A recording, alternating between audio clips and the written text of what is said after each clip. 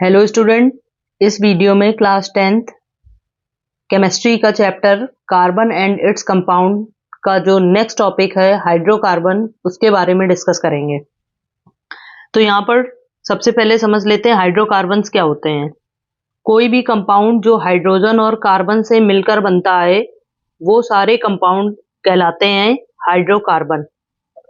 A compound made up of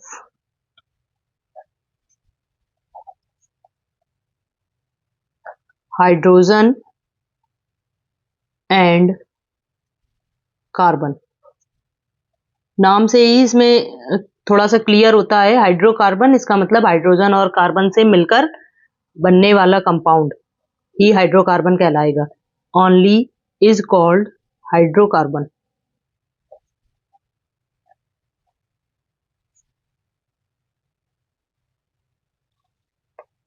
यहाँ पे ऐसे लिख के समझ लेते हैं, hydrogen plus carbon is equal to hydrocarbon.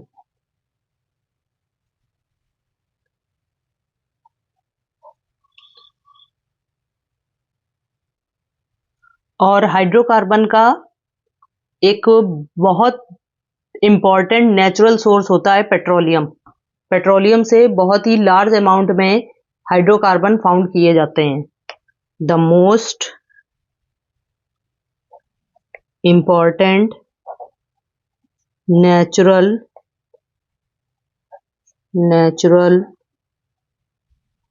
source of hydrocarbon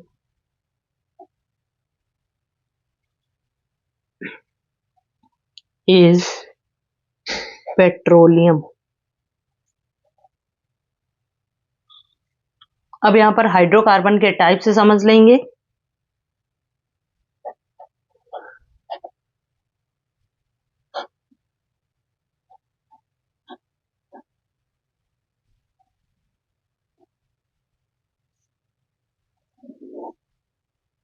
hydrocarbon दो टाइप के होते हैं।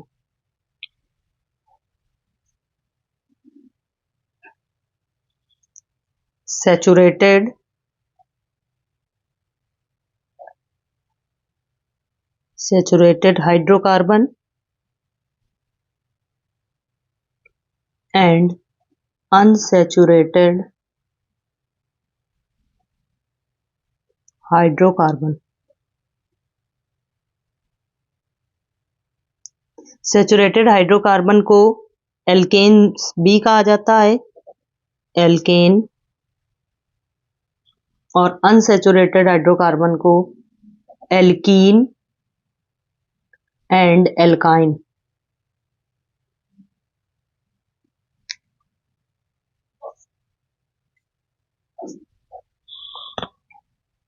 अब यहां पर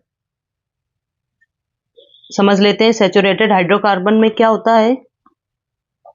सैचुरेटेड हाइड्रोकार्बन में दो कार्बन के बीच में हमेशा सिंगल बॉन्ड ही होगा, और यहां पर अनसैचुरेटेड हाइड्रोकार्बन में दो कार्बन के बीच में डबल बॉन्ड या ट्रिपल बॉन्ड हो सकते हैं। अगर दो कार्बन के बीच में डबल बॉन्डिंग है तो उन्हें एल्कीन कहा जाता है, और अगर दो कार्बन के बीच में ट्रिपल बॉन्डिंग है तो उन्हें एल्काइन कहा जाता है। अब इनको एक एक करके समझते हैं कुछ एग्जाम्पल के साथ। तो सबसे पहले सैचुरेटेड हाइड्रोकार्बन।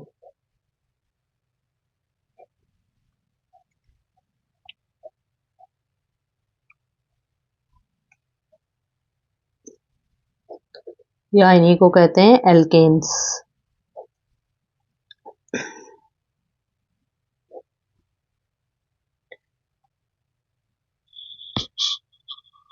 इनमें मेन चीज होती है कार्बन एटम्स के बीच में single bond. Carbon atoms are connected by single bond.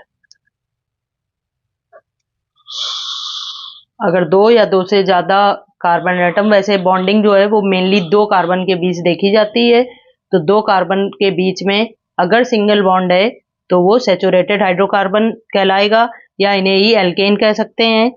इनका जनरल फॉर्मूला होता है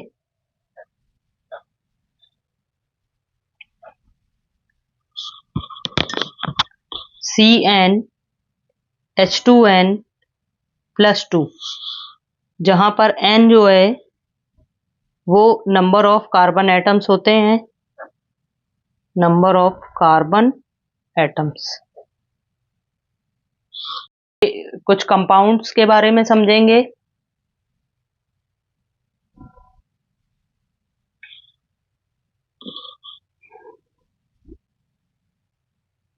तो सैचुरेटेड हाइड्रोकार्बन का जनरल फॉर्मूला था CnH2n+2।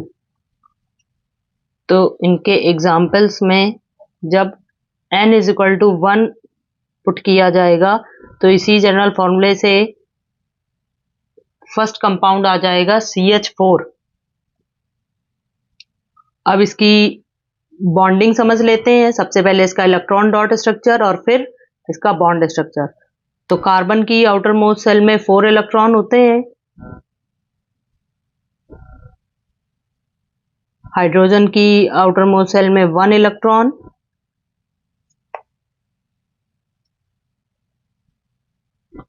और ये इस तरह से इलेक्ट्रॉन की शेयरिंग करता है।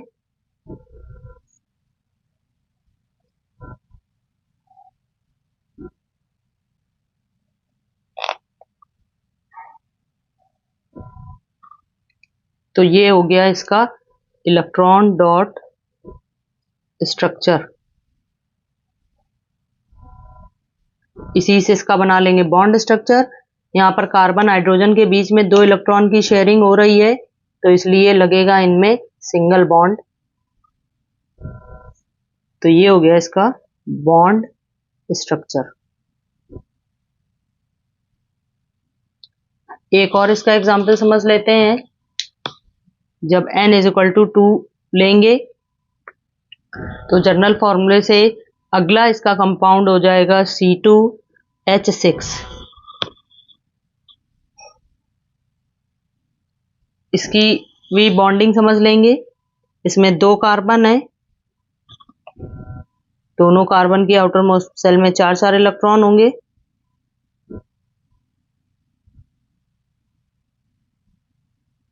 हाइड्रोजन 6 हैं, 1 2 3 4 5 6। अब इलेक्ट्रॉन की शेयरिंग दिखा देंगे।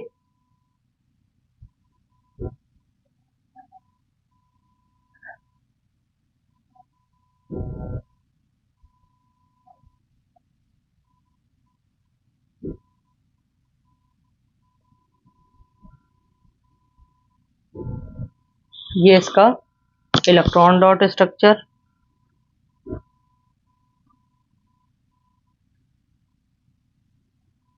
और इसी से बना देंगे इसका बॉन्ड स्ट्रक्चर। तो कार्बन कार्बन के बीच में यहाँ पर 2 इलेक्ट्रॉन की शेयरिंग हुई है तो सिंगल बॉन्ड लगेगा। कार्बन हाइड्रोजन के बीच में तो हमेशा सिंगल बॉन्ड ही होगा। ये हो गया इसका बॉन्ड स्ट्रक्चर। आगे ऐसे ही इसके और स्ट्रक्चर भी बनाए जा सकते हैं। अब इनकी जरा IUPAC नेमिंग भी साथ में समझ लेते हैं।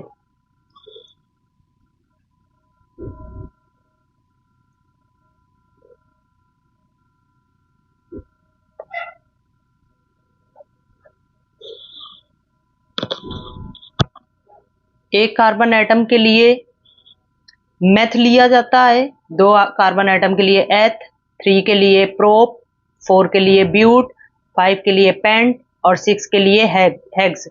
और ये जनरल फॉर्मूला था सैचुरेटेड हाइड्रोकार्बन का, या इन्हें अल्केन कहा जाता है। तो 1 कार्बन एटम के लिए इसमें लिखेंगे मेथ, और एल्केन्स होने की वजह से इसमें ANE और जोड़ देंगे तो इसका IUPAC नेम हो जाएगा मीथेन। और ऐसे ही इसका IUPAC नेम हो जाएगा